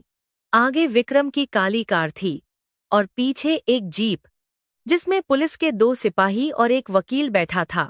विक्रम ने अपनी ताकत दिखाने में कोई कसर नहीं छोड़ी थी। गाड़ियां हवेली के ठीक सामने रुकीं। विक्रम कार से बाहर निकला। उसके चेहरे पर विजय का भाव था। उसने सोचा था कि पुलिस की वर्दी देखकर गांव वाले डर जाएंगे और गौरी घुटने टेक देगी। वकील ने अपने हाथ में कुछ फाइलें पकड़ रखी थीं। विक्रम ने भीड़ की तरफ देखा और एक व्यंग्यात्मक मुस्कान के साथ कहा, तो पूरा गांव तमाशा देखने आया है। अच्छा है, सब देख लें कि कानून कैसे काम करता है। पुलिस वाले भी डंडा फटकारते हुए नीचे उतरे, जिससे भीड़ में थोड़ी हलचल हुई, लेकिन कोई अपनी जगह से नहीं हिला। विक्रम सीधे गेट की तरफ बढ़ा, जहां माधव खड़ा था। विक्रम ने रौबदार आवाज में कहा, रास्ते से हट जाओ लड़के, मैं कोर्ट का ऑर्डर और पुलिस साथ लाया हूं। अगर शराफत से घर खाली कर दोगे तो ठीक, वरना पुलिस तुम्हें धक्के मारकर बाहर निकालेगी और सामान सड़क पर फेंक देगी। माधव अपनी जगह से 1 इंच भी नहीं हिला।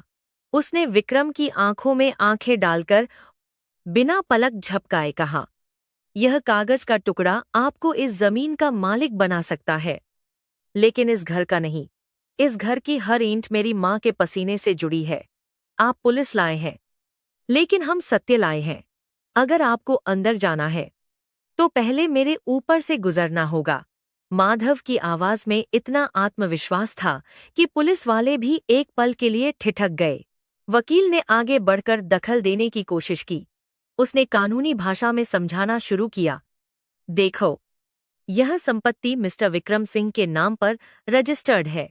तुम्हारे पास यहाँ रहने का कोई कानूनी अधिकार नहीं है। तुम लोग अवैध कब्जा करके बैठे हो। बेहतर यही होगा कि शांति से मामला सुलझा लो। तभी भीड़ को चीरते हुए गौरी आगे आई। उसके हाथ में एक आगे देश करते हुए पुराना लिफाफा था। उसकी चाल में आज कोई थकान नहीं थी, बल्कि एक रानी जैसी गरिमा थी। उसने वकील की बात काटते हुए ऊंची आवाज में कहा, वकील साहब, कानून कागज देखता है, लेकिन समाज धर्म देखता है। आप कहते हैं कि यह अवैध कब्जा है, तो सुनिए। यह आदमी, जिसे आप मालिक कह रहे हैं, 20 साल पहले अपनी गर्भवती पत्नी को इसी दहलीज पर बेसहारा छोड़कर भाग गया था। गौरी के यह शब्द बिजली की तरह कड़के। भीड़ में सन्नाटा छा गया। गौरी ने विक्रम की ओर उंगली उठाते हुए कहा, विक्रम, क्या तुम्हारी अंतरात्मा पूरी तरह मर चुकी है? तुम आज कागज लेकर आए हो, लेकिन क्या तुम वो वचन भूल गए जो तुमने अग्नि के सामने लिए थे?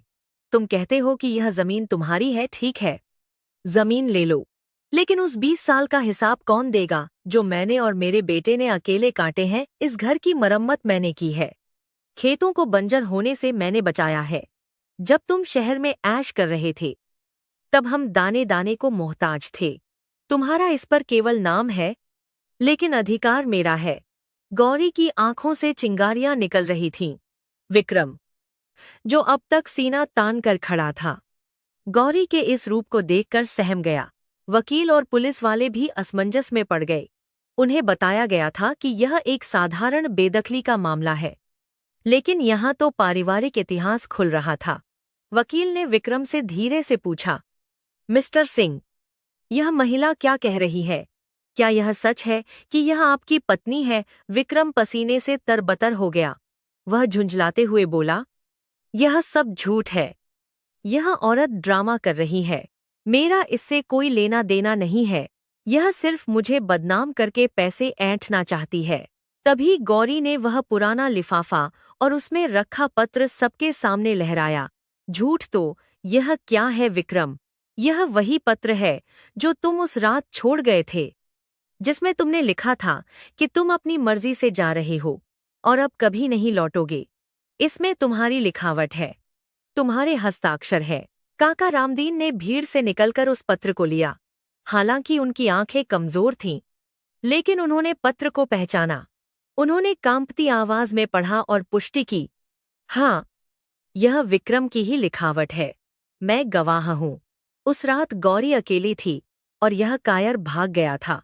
काका ने पुलिस वाले की तरफ मुड़कर कहा, दरोगा जी, आप कानून के रखवाले हैं।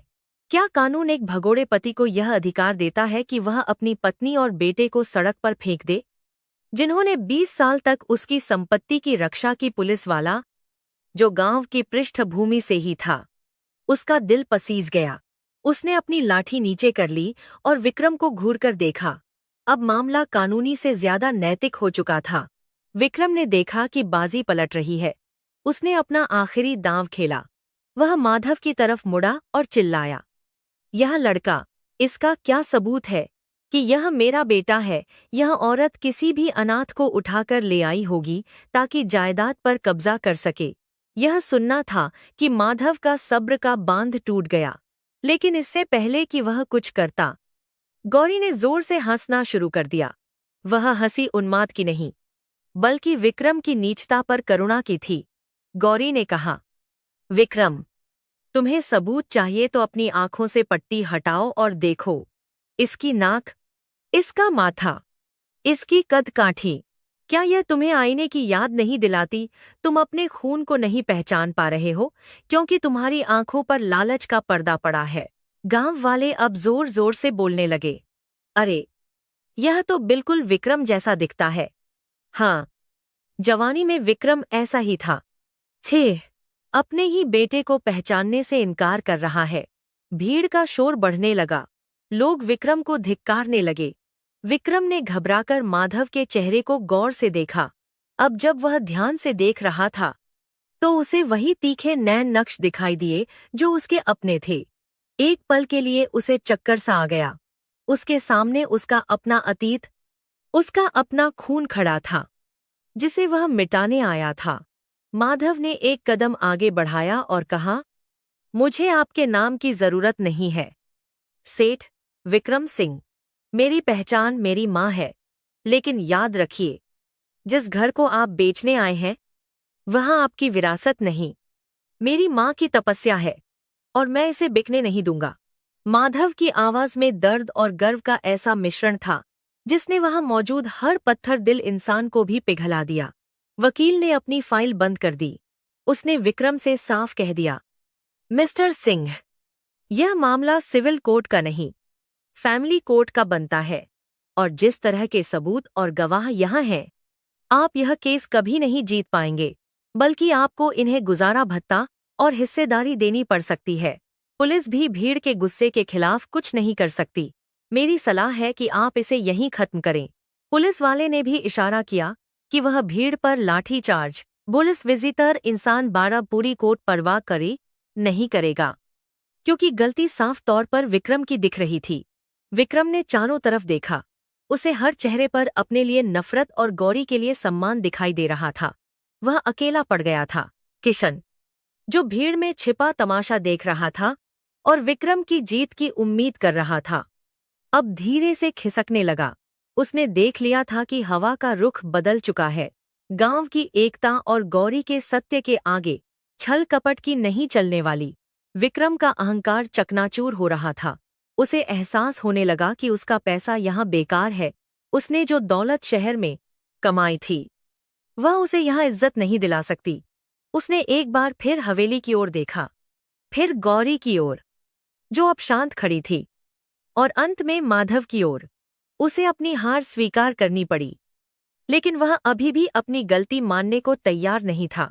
उसने वकील से कहा, चलो यहाँ से, मैं बाद में निपटूंगा। लेकिन गांव वाले इतनी आसानी से उसे जाने देने वाले नहीं थे। कुछ नौजवानों ने उसकी गाड़ी का रास्ता रोक लिया। माहौल फिर से गर्मा गया। लोग चाहते थे कि विक्रम माफी मांगे। तभी गौरी ने हाथ उठाया और सबको रुकने का इशारा किया। उसने कहा, उसे जाने दो, मुझे उससे कोई माफी नहीं चाहिए। भगवान ने उसे जो सजा दी है, वह उससे बड़ी है जो आप लोग देंगे। वह अपने ही घर में अजनबी है, अपने ही बेटे के लिए मरा हुआ है। इससे बड़ा श्राप और क्या हो सकता है? गौरी के इन शब्दों ने माहौल को शांत कर दिया। उसने रास्ता छोड़ दिया। विक्रम ने नजरें झुका ली और चुपचाप अपनी गाड़ी में बैठ गया। उसका सिर स्टीयरिंग पर गिर गया, जैसे उसे अपनी हार का वजन महसूस हो रहा हो। गाड़ी धीरे धीरे पीछे मुड़ी और गांव से बाहर जाने वाले रास्ते पर चल पड़ी। धूल का गुब्बार फिर उड़ा, लेकिन इस बार वह विक्रम की वापसी का नहीं, बल्कि उसकी विदाई का संकेत था। जीप भी उनके पीछे चली गई। जैसे ही गाड़ियां ओझल हुईं, पूरे गांव ने राहत की सांस ली। एक भारी बोझ, जो सुबह से सबके सीने पर था, उतर गया। माधव ने दौड़कर अपनी मां को गले लगा लिया। गौरी की आंखों से, जो अब तक सूखी थीं, अब आंसुओं की धारा बह निकली। यह खुशी के आंसू थे, जीत के आंसू थे। उसने अपने बेटे के सिर को चूमा और कहा, आज तूने अपनी मां का मान रख लिया, मेरे लाल। काका रामदीन ने अपनी लाठी हवा में लहराई और कहा, सत्यमेव जयते, सत्य की ही जीत होती है। गांव की औरतें गौरी के पास आईं और उसे बधाई देने लगीं। किसी ने उसके हाथ चूमे तो किसी ने उसे गले लगाया। बिमला, जो कभी ताने मारती थी, आज शर्मिंदा थी और उसने गौरी से माफी मांगी। उसने कहा, गौरी बहन, तूने साबित कर दिया कि औरत अगर ठान ले तो वह क्या नहीं कर सकती। हमें माफ करना कि हमने तेरा साथ नहीं दिया।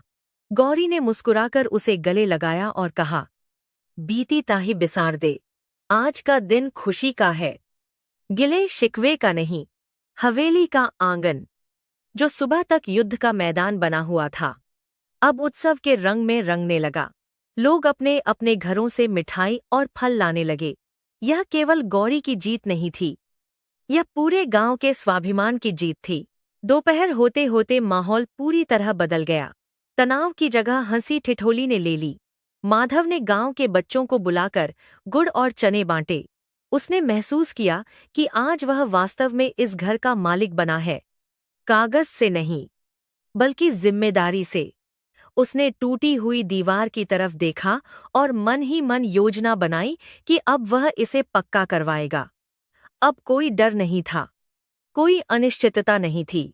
वह काला साया जो 20 साल से उनके सिर पर मंडरा रहा था, हमेशा के लिए छन चुका था।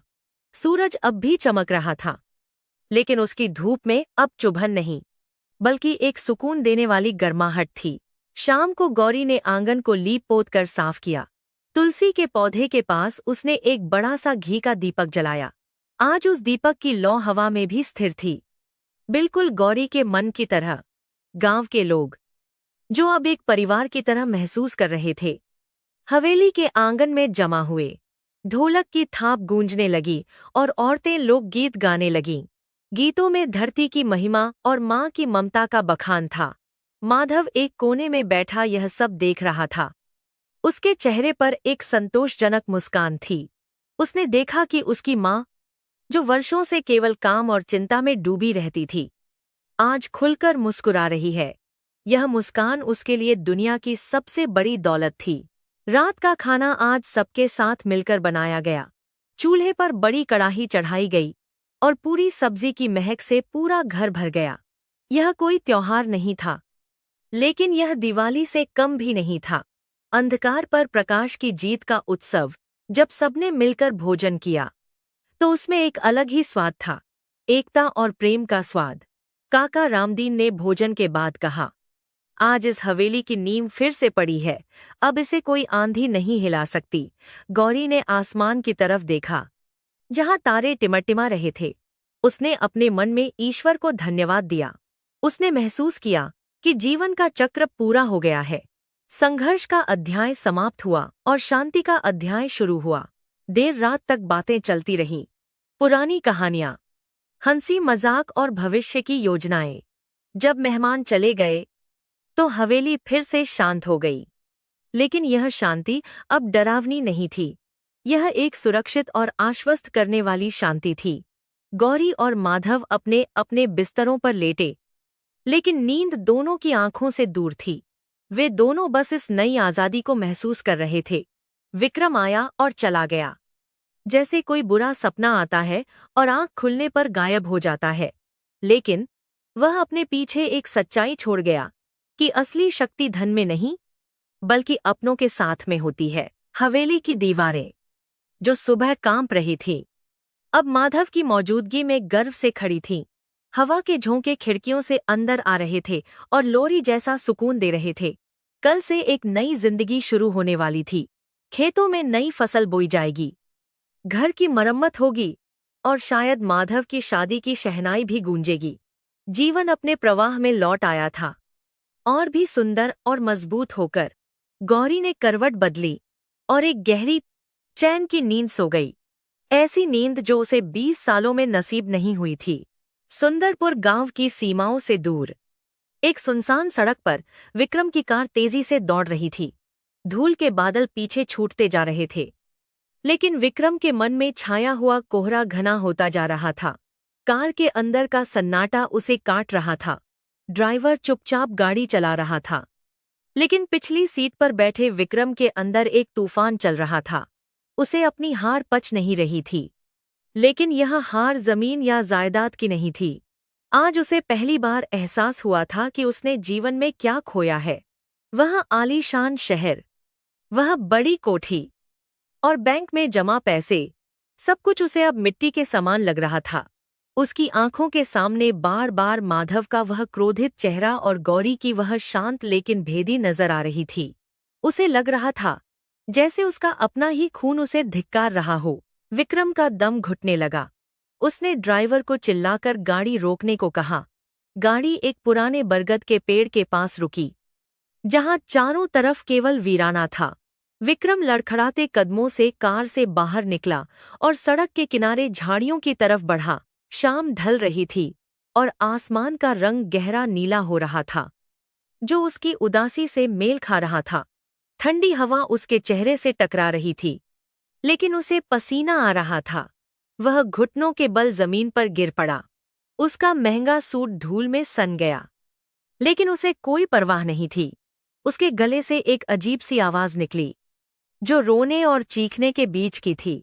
आज 20 साल बाद उसके पत्थर दिल में दरार आ गई थी और उसमें से पछतावे का लावा फूट पड़ा था। उसने अपने दोनों हाथ जमीन पर दे मारे और जोर से चिल्लाया, मैंने यह क्या कर दिया? मैंने सब कुछ बर्बाद कर दिया। उसका विलाप उस सुनसान जगह में गूंज उठा। उसे याद आया वह दिन जब वह गौरी को रोता हुआ छोड़कर गया था। उसे लगा था कि वह एक बोझ से मुक्त हो रहा है, लेकिन आज उसे समझ आया कि उसने अपनी ही खुशियों की हत्या कर दी थी। वह बेटा, जो उसके बुढ़ापे का सहारा बन सकता था, आज उसे पहचानने से भी इनकार कर रहा था। वह पत्नी, जो उसे देवता मानती थी, आज उसे एक अपराधी की तरह देख रही थी। विक्रम ने अपनी मुट्ठियां जमीन पर इतनी जोर से पटकीं कि उसके हाथों से खून रिसने लगा। यह शारीरिक दर्द उसके मानसिक दर्द के आगे कुछ भी नहीं था। वह बार बार दोहरा रहा था, मैं हार गया, मैं पूरी तरह हार गया। प्रकृति भी जैसे उसके इस प्रायश्चित को देख रही थी। पेड़ों के पत्ते खड़खड़ा रहे थे, मानो वे भी उसे धिक्कार रहे हों। विक्रम को अपनी दौलत पर घमंड था, लेकिन आज वही दौलत उसे कोरी और बेईमानी लग रही थी। उसके पास खरीदने के लिए दुनिया की हर चीज थी, लेकिन वह बीता हुआ समय और वह खोया हुआ प्रेम नहीं खरीद सकता था। उसे अब अपनी खाली कोठी में वापस जाना था, जहां दीवारों पर महंगी पेंटिंग्स तो थीं, लेकिन बात करने वाला कोई नहीं था। उसकी दूसरी पत्नी, जो केवल उसके पैसों से प्यार करती थी, कभी उसे वह सम्मान नहीं दे पाई जो गौरी की आंखों में था। विक्रम वहीं धूल में पड़ा सिसकता रहा, एक राजा जो भिखारी बनकर अपने ही साम्राज्य से निकाला गया था। काफी देर बाद, जब अंधेरा गहरा हो गया, ड्राइवर ने हिम्मत करके उसे उठाया। विक्रम का चेहरा आंसुओं और धूल से सना हुआ था। वह एक जिंदा लाश की तरह कार में वापस बैठा। उसने पीछे मुड़कर सुंदरपुर की दिशा में देखा, जहां अब उसका कोई स्थान नहीं था। वह गांव, वह हवेली, वह परिवार, सब कुछ उसके हाथ से रेत की तरह फिसल गया था। गाड़ी का इंजन स्टार्ट हुआ और वे शहर की ओर बढ़ गए। विक्रम अपने साथ एक ऐसा खालीपन ले जा रहा था जो ताउम्र नहीं भरेगा। यह उसका दंड था, जो उसे जीते जी भोगना था। उसने अपनी खिड़की का शीशा चढ़ाया और अपनी आंखें बंद कर लीं, ताकि वह उस सच्चाई से भाग सके जो अब उसका पीछा कभी नहीं छोड़ेगी। उधर सुंदरपुर में विक्रम के जाने के बाद जैसे एक नई सुबह हुई थी। हवेली पर छाया हुआ काला साया हट चुका था। गांव के लोग अब खुलकर गौरी और माधव के साथ थे। अगले ही दिन गांव के कुछ नौजवानों ने मिलकर हवेली की मरम्मत का काम शुरू कर दिया। किसी ने चूना ला दिया, तो किसी ने खपरेल ठीक कर दी।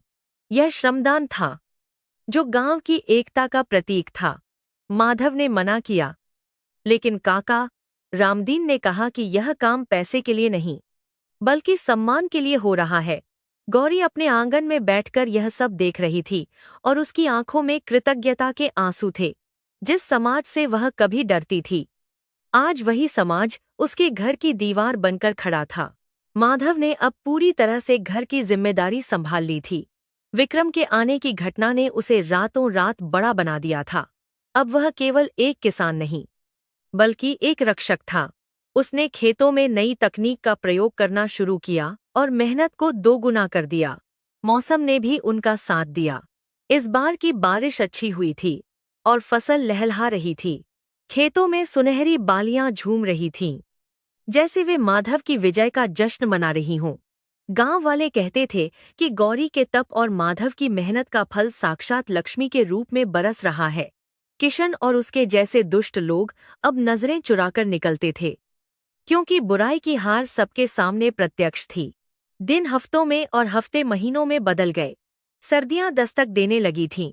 सुबह की ओस और शाम की सिहरन ने माहौल को और भी खुशनुमा बना दिया था। हवेली, जो कुछ महीने पहले तक खंडर लग रही थी, अब रंग रोगन के बाद चमक रही थी।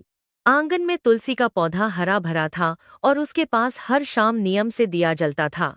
गौरी अब ज्यादा खुश रहने लगी थी। उसके चेहरे की झुर्रियों में छिपी चिंता की लकीरें अब सुकून में बदल गई थीं। वह अक्सर पड़ोस की आंगन के दूर सी औरतों के साथ सत्संग करती और उन्हें रामायण की चौपाइयां सुनाती। उसका जीवन एक उदाहरण बन गया था कि धैर्य और धर्म का पालन करने वाले की अंत में जीत ही होती है। एक शाम, जब पूर्णिमा का चांद आसमान में चमक रहा था, गांव में एक छोटी सी दावत का आयोजन हुआ। यह माधव की फसल कटने की खुशी में था। गौरी ने अपने हाथों से खीर बनाई थी। पूरा गांव आमंत्रित नहीं था, बस कुछ करीबी लोग और काका रामदीन का परिवार था। आंगन में टाट बिछाए गए और पत्तलों पर खाना परोसा गया। हवा में देसी घी और गुड़ की सोंधी महक घुली हुई थी। काका रामदीन ने पहला निवाला लिया और गौरी की तारीफ करते हुए कहा, बेटी, तेरे हाथ में तो अन्नपूर्णा का वास है। ऐसा स्वाद तो बड़े बड़े भोज में नहीं मिलता। गौरी ने विनम्रता से हाथ जोड़े। माधव सबको खाना परोस रहा था। उसके चेहरे पर एक अलग ही चमक थी, एक संतोष जो किसी भी दौलत से बड़ा था। खाना खाने के बाद सब लोग अलाव के पास बैठ गए। आग की लपटें उनके चेहरों को रोशन कर रही थीं। काका रामदीन ने पुरानी यादें साझा कीन और बताया कि कैसे इस हवेली में माधव के दादाजी रहा करते थे। माधव बड़े ध्यान से सुन रहा था। उसे महसूस हो रहा था कि वह एक लंबी परंपरा का हिस्सा है। बातों ही बातों में विक्रम का जिक्र आया, लेकिन आज उस नाम में कोई कड़वाहट नहीं थी। वह अब एक बीती हुई बात हो चुका था, एक ऐसा अध्याय जिसे पढ़कर किताब बंद कर दी गई हो। गौरी ने कहा, ईश्वर उसे सद्बुद्धि दे। उसके हिस्से का दुख उसने पा लिया और हमारे हिस्से का सुख हमें मिल गया। अब कोई गिला नहीं है। यह क्षमा भाव ही गौरी की सबसे बड़ी ताकत थी। रात गहरी होती गई और मेहमान विदा लेने लगे। हवेली में फिर से वही चिर परिचित शांति छा गई। माधव ने मुख्य द्वार बंद किया और सांकल चढ़ाई। यह सांकल अब डर से नहीं, बल्कि सुरक्षा और सुकून के लिए लगाई जा रही थी। वह वापस आंगन में आया, जहां गौरी अभी भी तुलसी के पास बैठी थी। दिए की लौ हवा के हल्के झोंकों से थिरक रही थी। माधव अपनी माँ के पास जाकर बैठ गया और अपना सिर उनकी गोद में रख दिया। गौरी ने अपनी दैस के आंगन में आकर गर्ते हैं जाकर बैठी थी। ममतामयी उंगलियां उसके बालों में पहराईं। यह स्पर्श माधव के लिए दुनिया का सबसे बड़ा मरहम था। उसने आंखें मूंद लीं और उस पल को महसूस किया। माँ, माधव ने धीरे से कहा, क्या अब हमें कभी डरने की जरूरत नहीं है? गौरी ने मुस्कुराते हुए आसमान की ओर देखा और कहा, नहीं बेटा, डर तो केवल मन का वहम होता है। जब तक हम सत्य के साथ हैं और एक दूसरे के साथ हैं, कोई भी आंधी हमारा दिया नहीं बुझा सकती। देखो, यह चाँद कैसे अंधेरे में भी चमक रहा है। हमारा जीवन भी ऐसा ही है। दुख की रात बीत चुकी है, अब केवल उजाला है। गौरी की बातें माधव के मन में उतर गईं। उसे लगा जैसे उसके कंधों से दुनिया का सारा बोझ उतर गया हो। वह एक बच्चा बन गया था, सुरक्षित और निश्चिंत। रसोई से अभी भी इलायची और दूध की हल्की महक आ रही थी। दूर कहीं किसी कुत्ते के भौंकने की आवाज आई, लेकिन वह डरावनी नहीं थी। झींगुरों का संगीत रात की लोरी जैसा लग रहा था। गौरी ने माधव को उठाया और कहा, चलो बेटा, अब सो जाओ। कल सुबह जल्दी उठना है। नई फसल की बुवाई की तैयारी करनी है। माधव उठा और उसने माँ के पैर छुए। उसने देखा कि माँ की आंखों में अब वह डर नहीं है जो बचपन में दिखता था। अब वहाँ केवल गर्व और प्यार था। वे दोनों अपने अपने कमरों की ओर बढ़े। घर की पुरानी लकड़ी की डोर नहीं है, घर की पुरानी लकड़ी की डोर करना। सीढ़ियां अब चरमराहट नहीं, बल्कि एक स्वागत भरा संगीत सुना रही थी। माधव अपने कमरे में गया और खिड़की खोली। बाहर खेत चांदनी में नहाए हुए थे। वह ठंडी हवा को अपनी छाती में भरते हुए मुस्कुराया। उसने सोचा कि विक्रम उस शहर की बंद कोठरी में कितना अकेला होगा, और यहाँ खुले आसमान के नीचे वे कितने अमीर हैं। शांति, यही तो असली धन है। उसने अपनी चारपाई पर लेटने से पहले ईश्वर का धन्यवाद किया। उसे अब विक्रम के प्रति नफरत नहीं, बल्कि दया आ रही थी। उसने मन ही मन प्रार्थना की कि भगवान सबको सन्मार्ग दिखाए। फिर उसने रजाई ओढ़ी और उसकी पलकें भारी होने लगीं। गौरी ने भी अपने कमरे में दिया बुझाया। कमरे में अंधेरा हुआ, लेकिन उसके मन में प्रकाश था। उसने अपने पति की उस पुरानी तस्वीर को देखा जो दीवार पर टंगी थी, लेकिन आज उसे देखकर उसे रोना नहीं आया। उसने उस तस्वीर को प्रणाम किया, एक विदाई के रूप में। उसने महसूस किया कि वह अब किसी की पत्नी होने से ज्यादा एक माँ है, एक स्वाभिमानी औरत है जिसने अपनी नियति खुद लिखी है। उसने अपनी आंखें बंद की और नींद की आगोश में चली गई। एक ऐसी नींद जो बिना किसी बुरे सपने के थी, एक ऐसी नींद जो केवल एक संतुष्ट आत्मा को ही नसीब होती है। गांव शांत हो चुका था। हर घर में लोग सो रहे थे। सुंदरपुर की हवाओं में अब एक नई कहानी बह रही थी, एक ऐसी कहानी जिसमें त्याग था, संघर्ष था, लेकिन जिसका अंत सुखद था। हवेली अपनी जगह पर अडिग खड़ी थी, जैसे वह सदियों तक खड़ी रहेगी, अपनी मालकिन के साहस और उसके बेटे के प्रेम की गवाही देती हुई। रात के प्रहरी तारे आसमान से पहरा दे रहे थे और सब कुछ मंगलमय था। और इस तरह आंसुओं से शुरू हुई यह कहानी एक मीठी मुस्कान और गहरी शांति पर आकर थमी। अब सो जाओ, रात बहुत हो गई है, सब कुछ ठीक है, और आने वाला कल इससे भी बेहतर होगा।